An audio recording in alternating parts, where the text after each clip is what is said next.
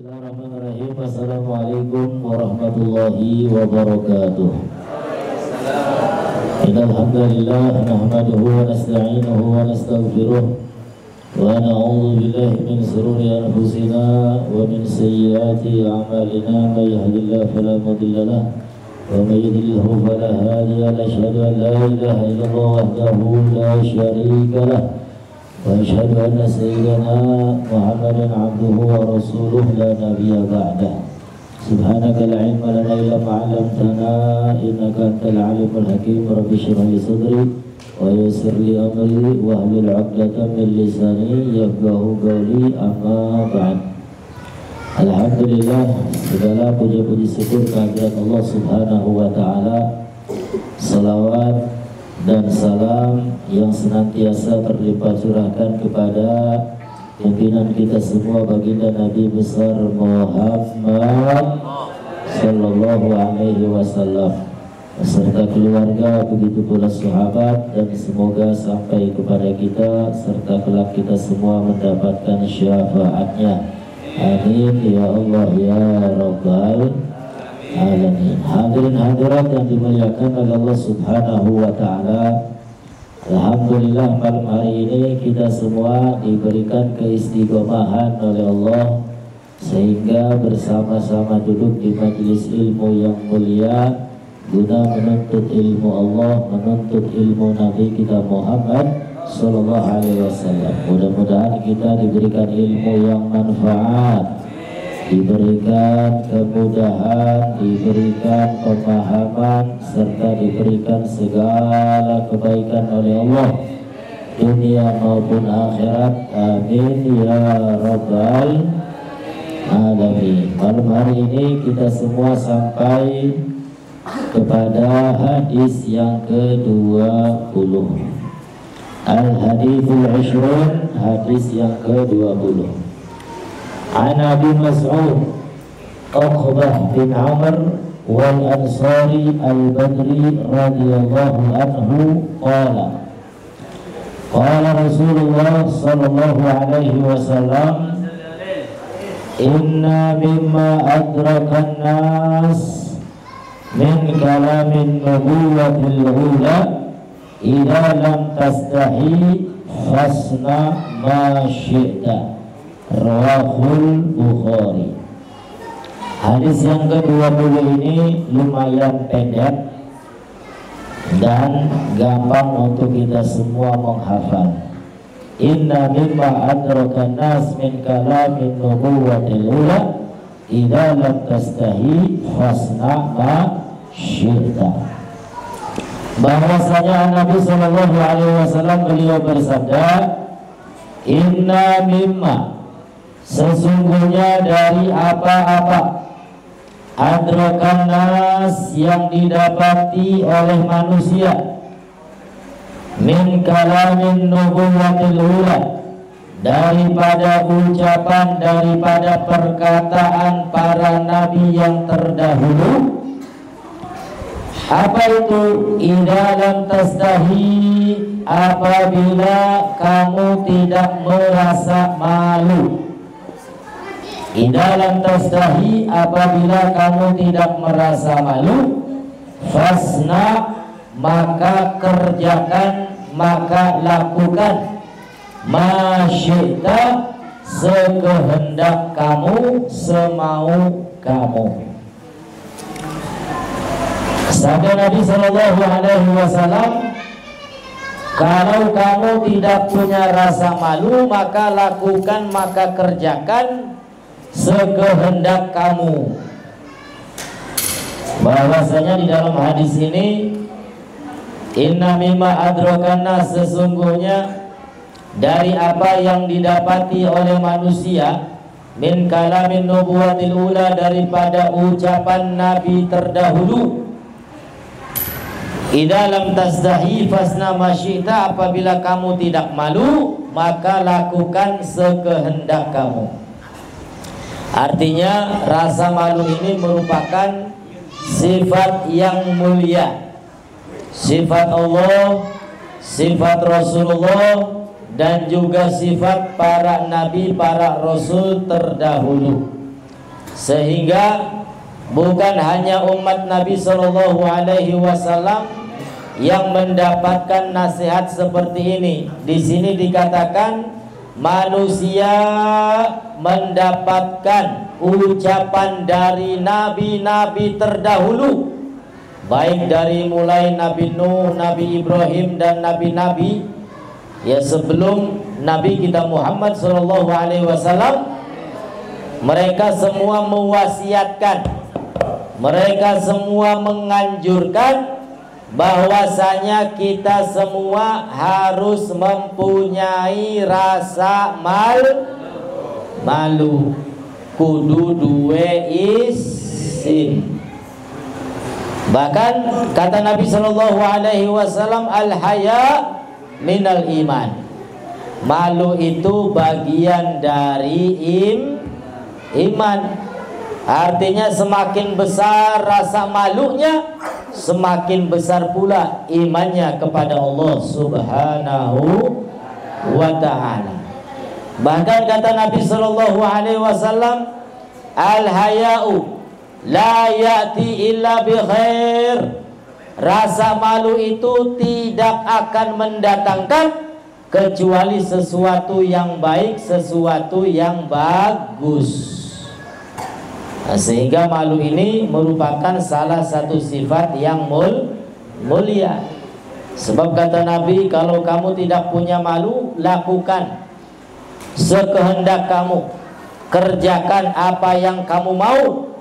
Arepan nyolong, arepan garong, arepan ngelawan ning wong tua, arepan nyopet, arepan korupsi, pasti akan dilakukan oleh manusia ketika manusia sudah tidak mempunyai rasa malu. Makanya benarlah sabda Nabi Shallallahu Alaihi Wasallam, di akhir zaman ini banyak orang-orang yang tertangkap, mereka semua korupsi, mereka semua aibnya tersebar ke seluruh antero bahwasanya mereka korupsi. Korupsi itu bahasa halus, bahasa kasarnya garong, maling. Ya, apa yang digarong? Yang digarong adalah uang rakyat. Akan tetapi apa yang mereka lakukan ketika mereka tertangkap? Ketika disoting, ketika masuk berita, mereka justru dada-dada sambil tersenyum. Artinya apa? Hilang rasa malu dari mereka. Nah, sekaligus selain malu ini merupakan sifat yang mulia, malu merupakan benteng bagi kita orang yang beriman agar tidak melakukan maksiat, tidak melakukan dosa kepada Allah Subhanahu wa ta'ala. Kalau kita memiliki sifat rasa malu, maka kita tidak akan meninggalkan sholat. Bagaimana mungkin kita akan meninggalkan sholat, sedangkan sholat itu merupakan perintah Allah. Yang ngasih kita makan Allah, yang ngasih kita minum Allah, yang ngasih kita kehidupan Allah, yang ngasih kita kenikmatan di alam dunia ini Allah. Lalu Allah Ta'ala perintahkan untuk sholat dan dia tidak mau sholat. Berarti wong kunku ora duwe isin. Wis dipae segala-gala ning Gusti Allah tapi kongkon sholat bae beli orang duwe isin. Berarti yang muda-muda, yang anak-anak masih mempunyai kedua orang tua, dari mulai di kandungan, kemudian dilahirkan, diopeni, dipelihara, disekolahkan, diberikan pendidikan, bahkan orang tuanya rela tidak makan, yang penting anaknya makan. Orang tua rela enggak minum, yang penting anaknya minum. Orang tua kadang-kadang pendidikannya enggak tinggi-tinggi amat, tapi orang tua berusaha agar anaknya sekolahnya tinggi. Anak yang lawan ning wong tua, berarti anak iku ora duwe isin. Wong tua wis entok-entokan, Ya, kadang-kadang anak lara beli tegel, ya Allah, wis bagian penyakitnya nganggo kita baik, bagian kita sing lara, sing penting anaknya sehat. Anak-anak kerungu beli HP-an baik gini. Kerungu tak boleh. Apa aja? Apa coba? Isin. Kudu duwe sifat mal, ajang lawan ning wong tuh. Sebab apa? Sira sampai gede mengkonon ku. Dipai mangan, pai nginum, diopeni, dijaga. Wong tua berkorban tok-tokan. Makanya jangan sampai ngelawan sama kedua orang tuh. Orang tua. Kita kadang-kadang salaman ning ustad, ning kiai, wolak-walik. Ning wong tua batuk salamannya. Ya tak boleh. Iya, kadang-kadang Habib siapa kan terkenal salamannya rebutan bolak-balik. Ning bapaknya dewa salamannya batuk. Salah kaprah pun gunang. Ya, sehingga orang tua itu lebih berhak untuk dimuliakan, untuk dihormati. Bahkan kebahagiaan kita sebagai anak-anak itu tergantung pada ridho orang tua. Ridho Allah fi ridhal walidain wa suhtuhu fi suhtil walidain. Keriduan Allah terletak pada keriduan kedua orang tua. Murka Allah pun terletak pada kemurkaan kedua orang tua. Mumpung masih sing duwe wong tua, ya dihormati, dimuliakan, bahkan dikongkon kudu nurut. Berhasil nurut tak boleh. Iya dah, nurut li kuno bu, anak sing duwe anak nih boleh. Ya mudah-mudahan Allah Taala jadikan anak soleh-solehah. Amin ya robbal alamin.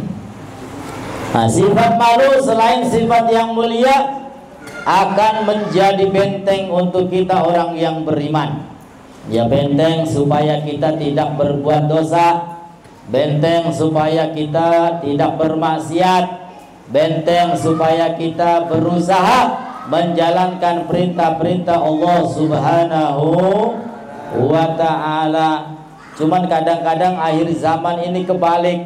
Ayo ngaji isin, ayo melu pengajian jawab isin. Nah, malu yang seperti itu tidak masuk sebagian dari iman. Malu yang masuk dari iman adalah malu ketika bermaksiat, berbuat dosa kepada Allah Subhanahu wa ta'ala. Malu yang bagian dari iman adalah malu ketika kita melawan kedua orang tua.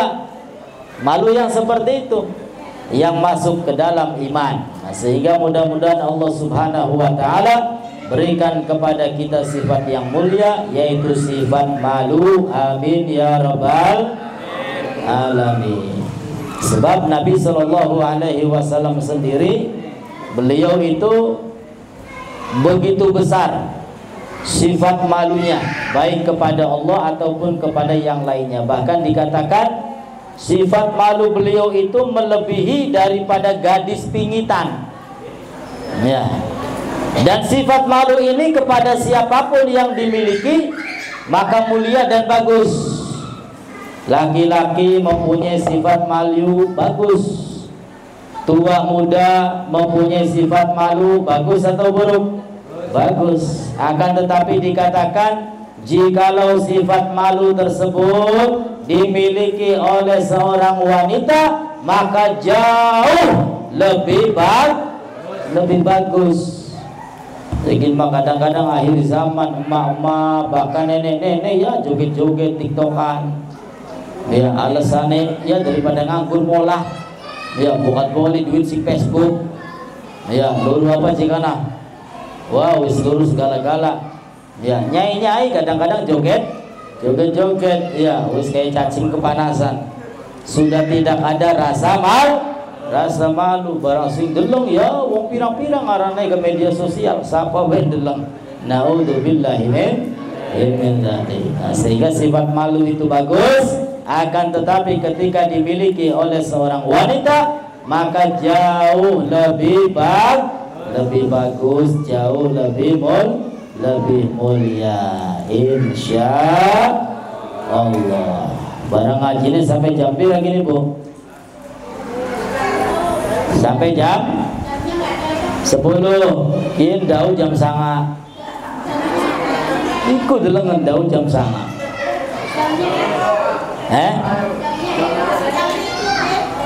Jam itu, jam sanga Bu. Setengah 10 malah. Ya, setengah 10. Nah, sehingga sifat malu ini tanamkan pada diri kita sebagai benteng, sebagai sifat yang mulia yang datang dari Allah, datang dari Nabi kita Muhammad sallallahu alaihi wasallam, insya Allah. Satu lagi, al hadisul hadi wal ishrun, hadis yang ke-21, an Abi Amr wa qila Abi Amrah Sufyan bin Abdullah radhiyallahu anhu qultu ya Rasulullah. Sahabat ini mengatakan kepada Rasul, wahai Rasulullah, kulli fil Islam qaulan, katakan kepada saya di dalam agama Islam dengan satu perkataan, la as'alu anhu ahadan ghairah, dengan perkataan tersebut saya tidak minta lagi kepada selain kamu. Artinya sahabat ini minta nasihat, minta satu kalimat dari Nabi, dan setelah itu tidak minta lagi dari orang lain selain Nabi. Qala, maka Rasul sallallahu alaihi wasallam mengatakan, qul amantu billah summastaqim. Ini satu nasihat yang singkat akan tetapi padat. Makanya Rasul itu jawami'ul kalim, ucapannya singkat akan tetapi padat, artinya banyak, maknanya luas. Apa nasihat Nabi? Qul, katakan, amantu billah, saya beriman kepada Allah. Summastaqim, kemudian setelah itu istiqomah, jadi orang yang beriman. Sampai kapan? Sampai akhir hayat. Karena dengan iman kepada Allah kita akan mendapatkan kebahagiaan baik di dunia maupun di akhirat. Akan tetapi bagi mereka yang tidak beriman kepada Allah, walaupun kaya raya, walaupun mau apa saja keturutan, enaknya hanya di alam dunia saja. Sudah mati, berhubung dia tidak beriman kepada Allah, maka tempat kembalinya neraka. Enaknya di alam dunia saja, dan itu pun terbatas 60-70. Innalillahi wa inna ilaihi rajiun. Setelah itu disiksa oleh Allah di alam neraka karena tidak beriman kepada Allah subhanahu wa ta'ala. Oleh karena itu alhamdulillah, syukur kepada Allah yang telah menjadikan kita semua orang-orang yang beriman kepada Allah subhanahu wa ta'ala. Tinggal kita istiqomahkan, tinggal kita jaga iman Islam kita sampai akhir hayat. Harapan dituku pira bae regane sampai MM-an sampai triliunan supaya keluar daripada iman, jangan mau. Ya, karena iman ini akan memberikan kebahagiaan dunia sampai akhirat. Amin ya rabbal. Mudah-mudahan Allah subhanahu wa ta'ala jaga iman Islam kita sampai kita semua wafat dalam keadaan husnul khatimah. Ya Allah biha, ya Allah biha, ya Allah bihusnil khatimah. Ya Allah biha, ya Allah biha, ya Allah bihusnil khatimah. Dan terakhir, berhubung kita sudah masuk di bulan Rajab, yaitu bulan yang dimuliakan oleh Allah, ulama menganjurkan banyak-banyak beristighfar. Karena Rajab itu bulannya Gusti Allah. Allah Ta'ala berikan kesempatan kepada kita untuk kembali, untuk bertaubat, untuk memperbanyak istighfar kepada Allah Subhanahu wa ta'ala. Dan istighfar yang diajarkan, Rabbi firli warhamni wa tub alayya, pagi 70, sore 70 kali. Dibaca tabligh. Maka kelingan dibaca Bu ya. Karena manfaatnya yang baca istighfar tersebut insya Allah dijaga oleh Allah, tidak akan tersentuh api neraka. Dan banyak-banyak membaca doa Allahumma barik lana fi Rajab wa Sya'ban wa balighna.